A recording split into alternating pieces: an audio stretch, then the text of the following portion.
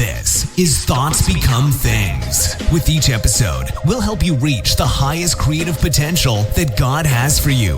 With your host, a teacher, life coach, a dream coach, and motivational speaker, Jeremy Lopez.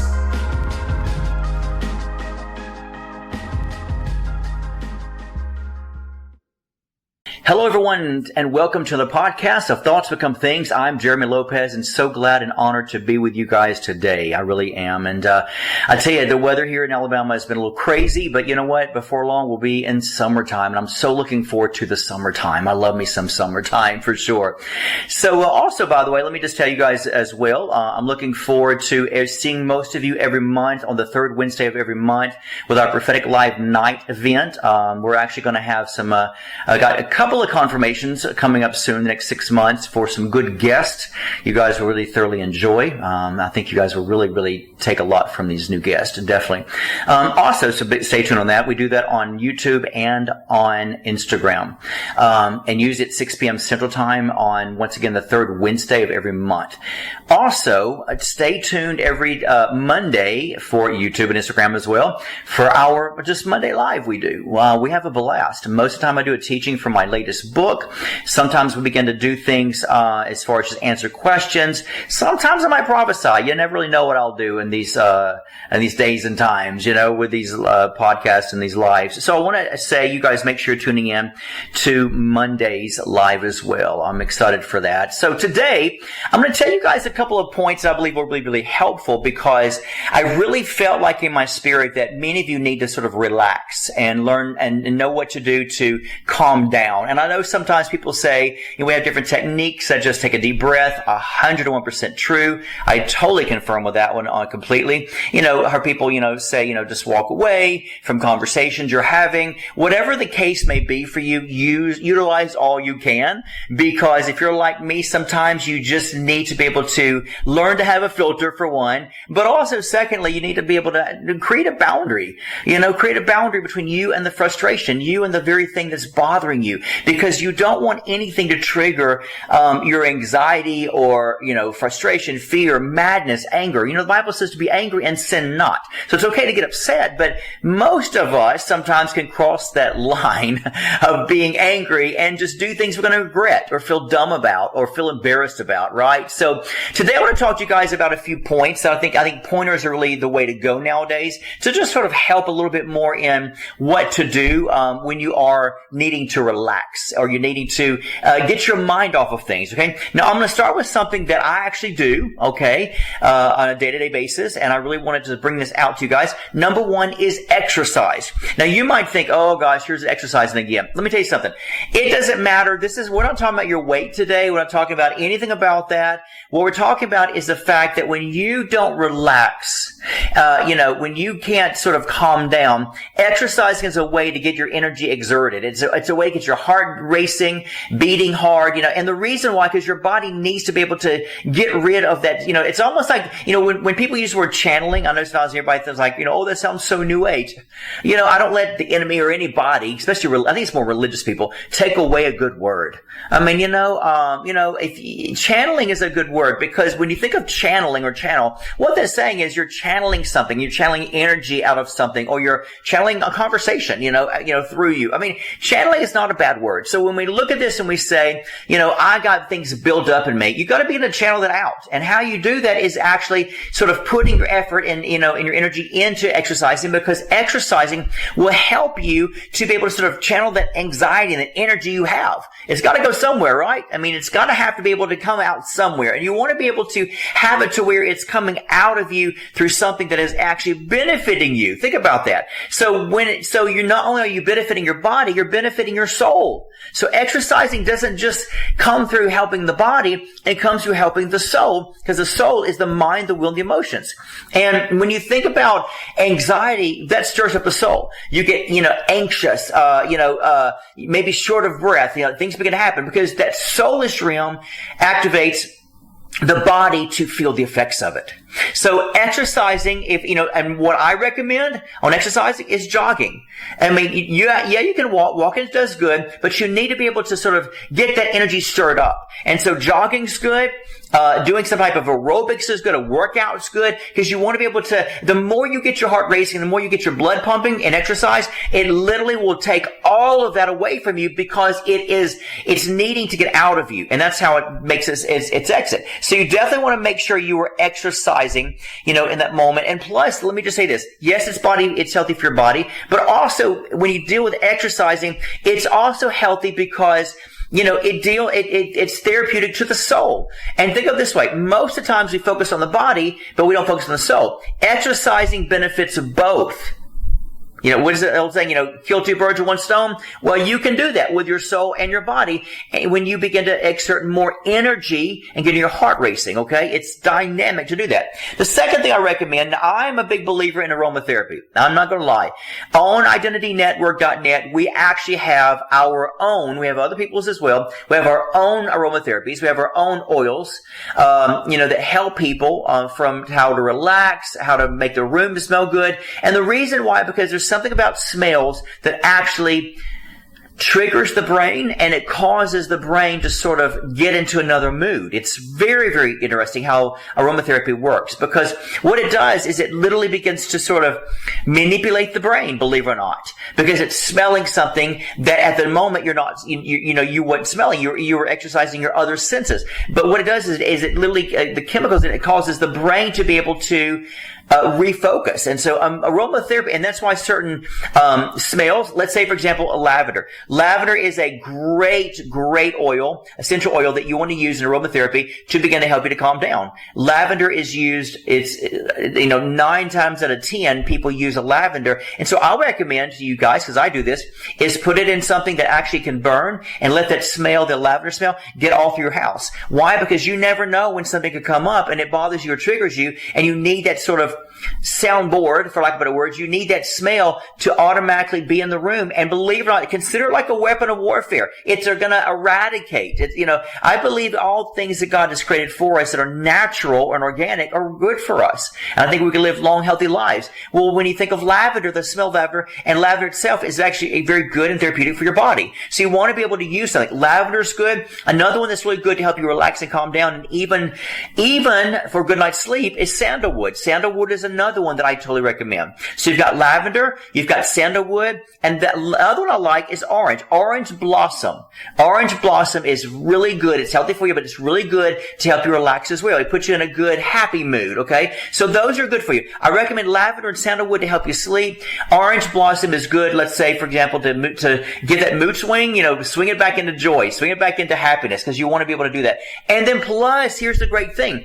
These lavender, orange blossom, and sandalwood can actually help with your blood pressure. It can help lower your blood pressure. Did you know that? It's very, very good to be able to use that. So I highly recommend aromatherapy within lavender, sandalwood, and orange blossom to help you relax and calm down and to help you sleep. All right? Now, the third thing I like to recommend, now this is interesting because I'm going to say it this way. Drink something that's soothing. A lot of people go to hot tea. One of the number one things I hear, all across the globe in my life coaching sessions is I drink, some type of green tea, hot green tea when I go to sleep. Tea is absolutely good for you. Okay, not sugar it up. We're not talking about sugar it up, but drink organic type of green tea. It's very good for you, and it will help you to be, it's soothing, it's relaxing. And plus, a hot liquid helps your body to relax. If you do something really cold and chilling, it's going to probably pretty much wake you up. For example, did you guys know that if you eat ice cream right before you go to bed, it's actually not good for you because it's not good for you many different ways, but it's not good for you because it's cold, it's substance, and it's alerting the body to stay awake. And so you want something that's soothing and warm and gentle to where it's like almost like a blanket over a baby to make him feel safe and secure. And that's what it does because you want to be able to make you feel safe and secure. So what are you doing? What are we talking about today? We're literally talking about how to manipulate the brain to be able to respond to how you want it to respond. And drinking something hot and soothing alerts the mind and the body. I can calm down now. I feel safe, comfortable. I feel warm. I love that. Now, another one that is, to me, a proven fact, because I can swear by this. I grew up, now I don't know about you guys, but I grew up I shower in the morning, like I always do. I won't even go to the house without a shower. Like, I'm that kind of person that's like, if I'm running to the store, like, I can't. Like, I've got to be clean. You know what I mean? I know it's subconscious because you're clean because you just took a shower the day before, but you still feel grungy from sleeping. But I'm the person, I will not leave the house without a good shower, okay? But let me also tell you this. I'm also a big believer, and yes, as a man, yes, I do, and I have many times taken hot baths. Because I'm a firm believer. I'm not that person that's afraid to take care of my body. I'm just not. And I know a lot of other guys, I have, people I know that are football players, man, they don't mind getting pedicures, and I'm like, hey, who decides, let me ask you a question, who decides what's for a woman or what's for a man? Can I ask you an honest, blunt question? Who decides this stuff? Because if you live in America's culture, then you adhere to Americans' culture, but you don't adhere to the culture of the world. Or maybe what is the Bible? If the Bible doesn't say anything about it, then maybe it's not a big deal, right? So I like to say this way. Take a good hot bath, guys. Take a good hot bath, ladies. When your body is in something warm, like I said earlier with drinking something warm, when your body is in a state of warmth, it feels protected. It can calm down, and it literally soothes the body. And it actually can help you with your blood pressure. So what you want to do is take a good hot bath. Now, I know the old saying is take a good hot bath, turn some lights off, put some candles on. I'm not going to lie, folks. I'm not going to lie. I've been there before. Because you know what? Jeremy knows how to take care of Jeremy. All right? I take good care of everything I do, including my weight, including the bath, and how to calm down. I what to eat. I mean, I'm that person who I give it my best. Okay, I give it my best on what it should look like. Okay, so with that said, take a hot bath. Okay, and the last but not least is this: learn to shut off electronics. Now, don't shut me off right now, okay? But hear me out.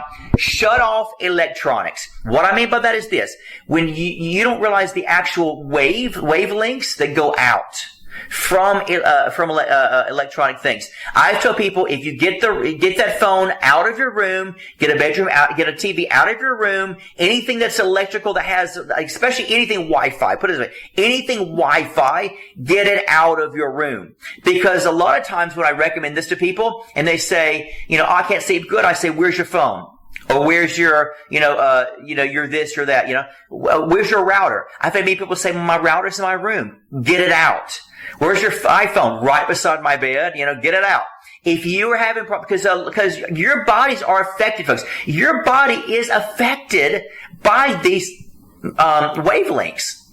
They are, good and bad. And so you want to be able to make sure, if you can't sleep, shut off electronics, get them out of your bedroom. A bedroom is a place, not just in the seen, but in the unseen. Put it this way, if I was to say you wouldn't allow demons in your room, would you, or evil spirits? No. Then you know what? Because you can't see them, you perfectly, pray about that. Well, the same way with the unseen realm, when it deals with vibrations and deals with frequencies. Learn to get that frequency out of there. Get those bad wavelengths out of there. They're just like demons. They're doing your bad. They're doing your harm. So make sure, if you can't sleep, do that. Get them out of your room. So I hope some of these 5 points I brought out today will help you guys, and to be able to know how to relax, how to be able to calm down and chill, because you want to be able to know when something happens, automatically let something in your spirit rise up to say, you know what? I'm exiting out of reality right now. I'm going to take a hot bath. You know what? I'm going to sit down and read a book. That's another point I would bring out. Sit down. Just turn a lamp on, maybe a small light, not the big bedroom light, and just, without making your eyes bad, and just get a book and read. Get a book and read. I'm going to say this to each one of you. Okay, now don't think I'm being antichrist when I say this, okay, as a Christian ministry. But, when you're trying to calm down, you don't want to find yourself praying. Now, hear me out. The Bible says the effective, fervent prayer of the righteous avail much. I don't want to come to God when I'm frantic and feel like I'm on drugs, right? Because I have anxiety so bad at that moment, and I'm going to pray to calm down. No, I'm not going to do that. When people say, I'm trying to sleep, and so I'm like a prayer warrior, I'm praying in tongues, roaring before I go to bed. I'm like, well, that's why. Hello, you staying awake. Because of the fact, you got to think, how is your body responding to something of prayer? Right? If you're in a quiet place and you need to pray and you're centered and you are aware of your emotions and you're in that place, that state to welcome it, you need to go for it. But if you're not, don't make it worse. Your body is affected by the emotion you're giving while you're praying. If you go, oh Jesus, I got to calm down. I got to calm down. You're not going to calm down. You're still focusing on calming down. And your body feels that. And so if you were to say, I'm mad, I got to stop being mad, your body's hearing the word mad. That's why actors and actresses, if they're in a part that they need to play, where it's a role they need to cry in, what do? They automatically manipulate the brain. They manipulate the brain by thinking of someone they love who's passed away. And the moment they do, the eyes start leaking, right? Because that's what they do. They get themselves in a place of something that is very near and dear to them, or something that is painful for them, to make them cry. That's what they do. And you've got to begin to look at your life and understand the fact that when you begin to manipulate. And manipulate is not a bad word, folks. There's a bad part of manipulation, but there's a good part of it. And that is renewing the mind literally means to manipulate the brain to make it altered state in the state in which you want it to operate out of and as. And so when you're thinking about hot baths, turning off electronics, when you're thinking about reading, aromatherapy, what you're doing is you're speaking to the brain. You're telling the brain to tell the body it's time to chill. And so what you want to do is you don't want to find yourself, have your prayer time, but don't find yourself, I can't calm down, I can't sleep, so I'm going to pray in the Spirit. Well, come on, folks. You got to be, the Bible even tells you, be alert and receptive. Even talking about when you pray. Well, I don't want to be alert and receptive, God. I'm trying to go to bed. Are you with me? Who wants to be alert and receptive? That's going to trigger me being awake longer. So prayer, according to scriptures, you being alert and receptive is not what you want to do. So find your set time to pray. Find your times to know what works to relax. And what works to relax is reading a good book, sitting there and meditating, sitting there listening to maybe instrumental ambient music without words, because you're going to find yourself where your brain is going to want to kick in to remember the words to sing. So find something that you're not thinking on. Find something that you can relax on. Find something where the body and the mind can shut down and shut off for a minute, because it's going to help you to relax. So I hope all these points today helped all of you out, because I know they all helped me. I'm speaking by experience on these points, all right? Jeremy has no problem with saying Jeremy loves to read. Jeremy loves to take a hot bath with candles. Yes, right? Jeremy shuts off electronics. I'm telling you things, and Jeremy's house smells good. I'll tell you, because I know what scents work. I'm working on a book right now on different aromatherapies, because I know about them. I have for years, but I don't go into detail with people a lot. So I'm working on a book now that'll come out very soon, probably the next couple of months, that is a complete, almost like encyclopedia, that a book I've written on literally almost all essential oils, what they do for your body and their mind. So you guys are going to look forward to that very soon. But I hope all these points helped you guys to relax and calm down. And as we say, take a chill pill. Take a chill pill. And this goes along with the ending of the conclusion that I say every week on my podcast. And that is, if you don't like your day, if you're anxious, if you're, full of fear, anxiety, mad, oh my gosh, so-and-so's getting to me. If you don't like your day and what it's bringing to you, here's what you do. You change your thoughts. Change the way you think. Change your mood. Start viewing something else. Change your thoughts, and you will change your life. God bless you. This has been the Thoughts Become Things podcast with Jeremy Lopez, helping you reach your highest creative potential that God has for you. For more episodes, products, and information on Jeremy, visit www.identitynetwork.net.